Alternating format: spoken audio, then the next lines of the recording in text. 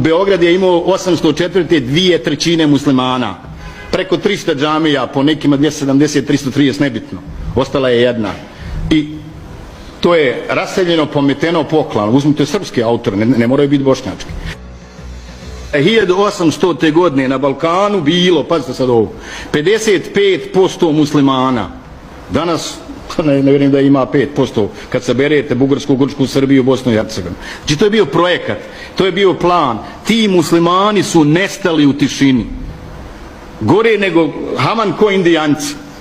I o tome se šutilo, o tome se ne zna, o tome i danas nije popularno govoriti, čak u današnjoj Bosni i Hercegovini. Jer imate bošnjačku pamet, svijest, ne znam ni ja kako. Haj Boga ti pusti, bilo, prošlo. Nije problem, zaboravljam ovog trena, ako mi garantirate da se neće ponoviti. Znači plan postoji, prvi srpski ustanak, drugi srpski ustanak, načrtan je Moljević, projekat Protićev gdje kaže da ćemo 1/3, to svi znate kad je razgovarano o budućoj državi, sad ćemo raditi po muslimani, većina u Bosni ili ima i puno, kada radit ćemo to kao i u Srbiji u 19. stoljeću, 1/3 pokrstiti, 1 pobiti, 1 iseliti. Andrić, užas. Vi danas u Sarajevu ne smijete kritizirati Andrića.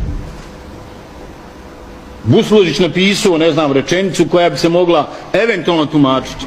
Andrić se slika s Hitlerom. Andrić potpisuje pakt.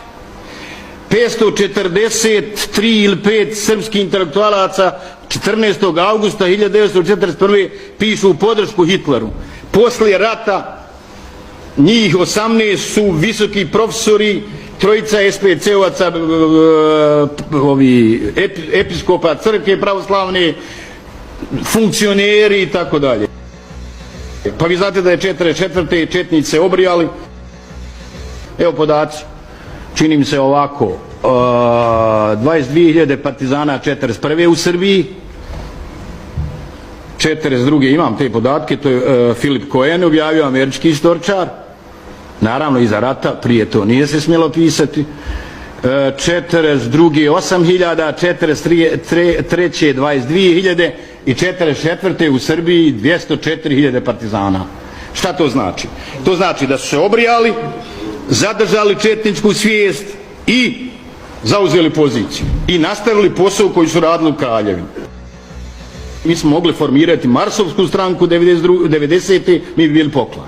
Mi smo mogli svi se proglasiti Srbima, mi bi bili poklan, jer je rat bio planiran. Je li danas isto?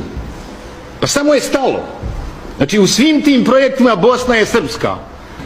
I ko smeta tome da ne bude srpska? Pa Bošnjaci. Znači treba ih eliminirati.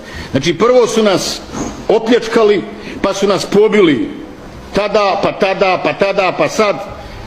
I naravno mi od toga nismo nikad. I napisao sam da je Savez komunista, čast poštenim komunistima, ja dijelim ljude iz onog sistema na komuniste i komunjare, odmah me razumijete, ja. Da je bio inkubator četništva, jer kako da objasnite, svi ovi stariji znaju, nije bilo nacionalizma do 90. Javno je žigosan, niste smjeli na televiziji, u novinama, u javnosti. I onda se pitaš odakle je volka mržnja 92. Jedino objašnjenje je sljedeće, a to je u kućnoj radinosti. A to znači, javno smo u bratstvu i jedinstvu, a u kući ti si Turčin, a Turčina treba zaklati.